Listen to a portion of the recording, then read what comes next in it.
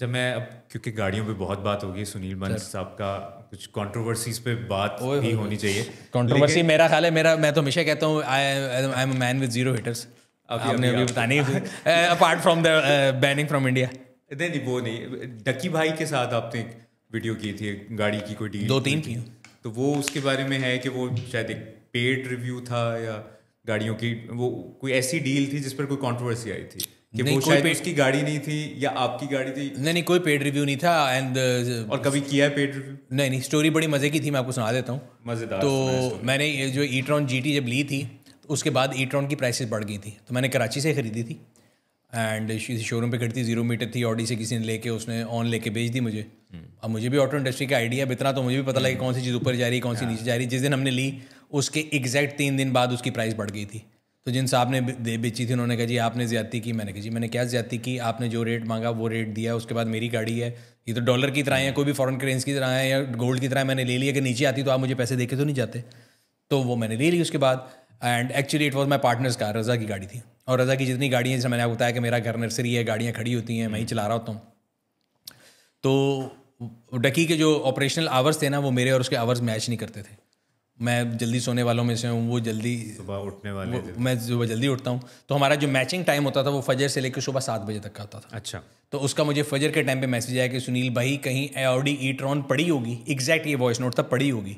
मैंने कहा भाई गाड़ी पड़ी नहीं होती, खड़ी होती है, आपने कहीं देखी है? मैंने कहा मेरे गैराज में खड़ी है। उसने कहा नहीं आप कैसी बात करें, आपके पास है। मैंने उसको तस्वीर भेजी कि यार ये बारिया की गाड़ी है। उस वक्त आई थिंक 6 बजे थे, 7 बजे वो मेरे घर था।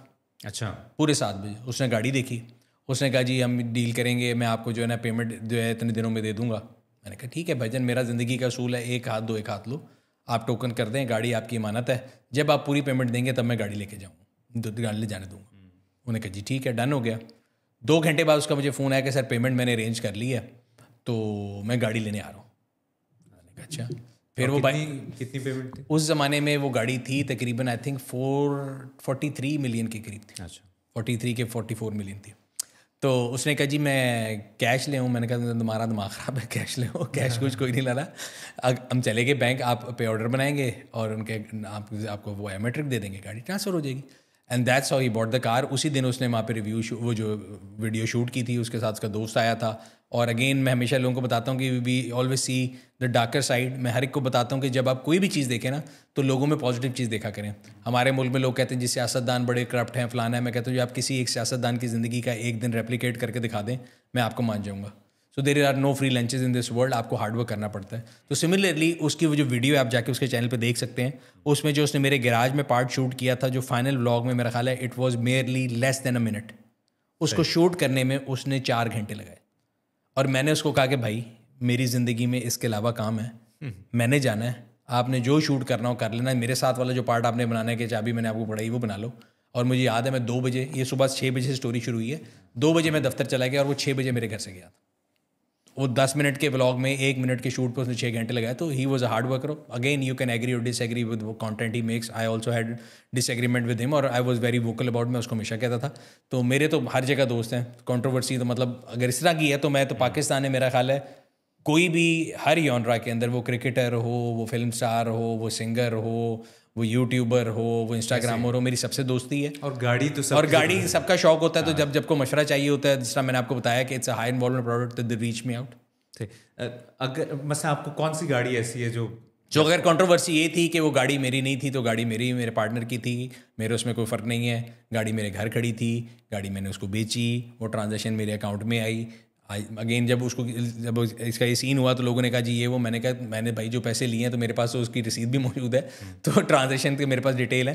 तो उस लिहाज से कंट्रोवर्सी इस चीज़ पे हुई थी। थोड़ी बहुत शुक्र लगा था कि उसी वीडियो में उसने कहा था कि अगर मैंने बेचनी हो, मैंने कहा जी फर्स्ट राइट ऑफ रिफ्यूज़ल मेरे पास होगा। हमारे यहाँ पे लोगों को अंग्रेजी में इतना कम समझ आती है। फर्स्ट राइट ऑफ रिफ्यूज़ल का मतलब ये होता है कि आप पहले मेरे से पूछेंगे कि अगर आपने लेनी है, अगर मैं कहूँ नहीं तो फिर आप बेच देना। तो जब उसने बेचनी थी तो उससे पहले मैं जो है टाइकन ले चुका था। तो उसने मुझे फ़ोन किया कि आपने लेनी है। मैंने कहा यार अब तो मैंने टाइकन ले ली है, इलेक्ट्रिक गाड़ी एक का मज़ा ले लिया, अब दूसरी ले रहा हूँ, तो आप बेच लो। उसने बेच दी अपने दोस्त को। तो there was no controversy as such. लोग बनाते रहे, डजंट मैटर।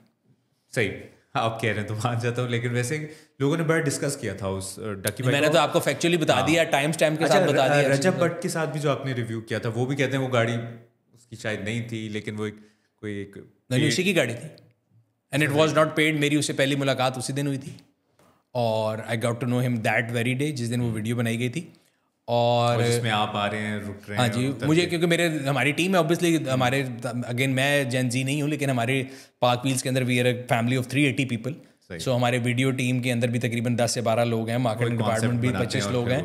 तो वो कॉन्सेप्ट बनाते हैं, वो कोलैब करते हैं, लोगों से बात करते हैं, डिफरेंट लोगों के साथ वीडियोस बनाते हैं। तो आई मोस्ट ऑफ देम जिनको मैं पहली दफ़ा मिलता हूँ, I am a people's person. उसके बाद मेरी लोगों से अच्छी सलाम दुआ हो जाती है। आपकी मेरी आज तक मेरा ख्याल है 2 व्हाट्सएप एक्सचेंज हुए और देखते हैं कहाँ तक चलती है, देखते हैं कहाँ तक चलती है। तो अब आपको भी अगली बारी गाड़ी की ज़रूरत होगी, तो जब आप गाड़ी लेंगे मेरे मशवरे से मैं आपसे कहूँगा कि वीडियो बना लें। अब उसको कोई कहे जी पेड बना लिया, तो जो मर्जी कहते हैं। तो मेरी उससे पहली मुलाकात थी, बल्कि बड़े मज़े का वाक़या हुआ था। मेरा एक दोस्त है जो कि हमारे साथ वीडियोज़ में भी कभी कभी आता है, गुड्डू। तो गुड्डू मेरे दफ्तर बैठे थे, वो आया, हमने वीडियो बनाई। जब वीडियो बना ली तो वो सोएब यूँ उसका नाम है, वो बैठा, उसको देख रहा था, ये भाईजान क्या करते हैं? मैंने कह रही मुझे भी नहीं पता क्या करते हैं। कहता क्या मतलब? मैंने कह रही 1 साल के अंदर इनकी सबसे ज़्यादा यूट्यूब पे ग्रोथ है। तो गुड्डू ने उसको देखा, पैन तुझे की भेज दो। वो पंजाबी में बात करते हैं। उसने कहा जी क्या मतलब? रजब की बात करें। रजब को गुड्डू ने सवाल पूछा कि पैन तुझे की भेज दो, की बना दो? उसने कहा जी मैं फैमिली व्लॉगिंग करता हूँ, ये वो। तो उसने पूछा क्या कमा लेते हैं महीने का? तो उसने एक एक्स नंबर बताया।